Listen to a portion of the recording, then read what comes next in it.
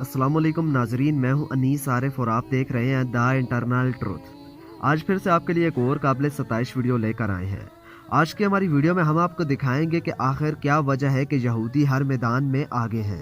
हालांकि इसराइल की आबादी 60 लाख से भी कम है और इसराइल का रकबा तकरीबन पाकिस्तान के जुड़वां शहरों रावलपिंडी और इस्लामाबाद के बराबर है, मगर इन्होंने अपनी कम आबादी और कम रकबे को अपनी तरक्की और कामयाबी के आड़े नहीं आने दिया।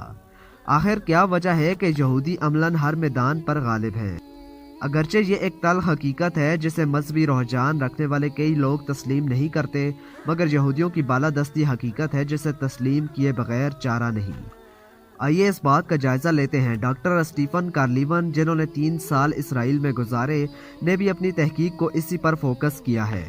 इनका कहना है कि यहूदियों का एक ख़ास तर्ज ज़िंदगी और लाइफ स्टाइल है और ये तर्ज ज़िंदगी नस्लों से इनके अंदर मौजूद है। इनकी जो भी नई नस्ल आती है, अपने ख़ास लाइफ स्टाइल के सबब इनके अंदर कमाल दर्जे की खूबियाँ और सलाहियतें मौजूद होती हैं और इनका हर बंदा इंतहाई काबिल और जीनियस शख्स होता है। यहूदियों में जो इजाफी खूबियाँ हैं वो खुदादाद नहीं हैं, बल्कि खुदादाद सलाहियतें तो इतनी ही हैं जितनी कि एक आम इंसान में होती हैं, मगर वो अपने आप को बालातर रखने के लिए काबिलियत और सलाहियत को अपने अंदर इस तरह पैदा करते हैं जैसे किसी फैक्ट्री से कोई प्रोडक्ट पैदा होती है। डॉक्टर स्टीफन ने यहूदी तर्ज ज़िंदगी पर इंतहाई गहरी नज़र डालते हुए देखा कि यहूदी बच्चों की माएँ हमल के बिल्कुल इब्तदाई आयाम में जबकि हमल ठहरता है, इसी वक्त से वो अपने बच्चे की परवरिश करना शुरू कर देती हैं। और ये बात तो एक हकीकत है कि माँ की हरकत और सकनात और आदात और मामूलात का पैदा होने वाले बच्चे की सेहत, सलाहियत, काबिलियत और शख्सियत पर बहुत गहरा असर होता है। यहूदी माएँ हमल के आगाज से ही बाकायदा तौर पर रियाजी के सवालात हल करना शुरू कर देती हैं।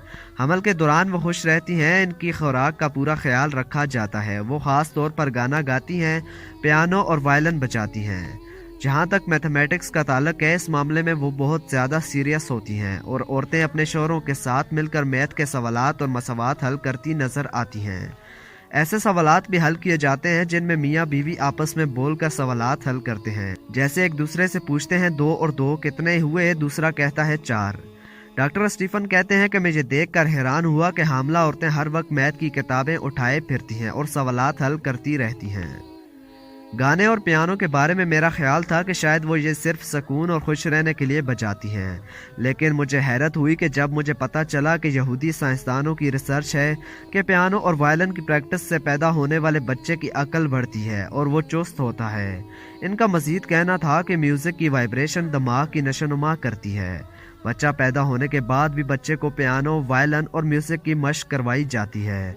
शायद इसीलिए यहूदियों में बेशुमार जीनियस लोग मौजूद हैं। दूसरी चीज़ जिसका डॉक्टर स्टीफन जायज़ा लेते हैं वो हामला ख़वातीन की खुराक है। वो खुराक में हमेशा बादाम, खजूरें, दूध और मछली शौक से लेती हैं। सलाद में बादाम और दीगर गिरी वाले मेवे मिक्स करके खाती हैं। इनका यकीन और तहकीक है कि मछली दिमाग की नशोनुमा के लिए बहुत मुफीद है और ये यहूदियों का कल्चर भी है कि हामला ख़वातीन समुद्री मछली का तेल भी इस्तेमाल करती हैं।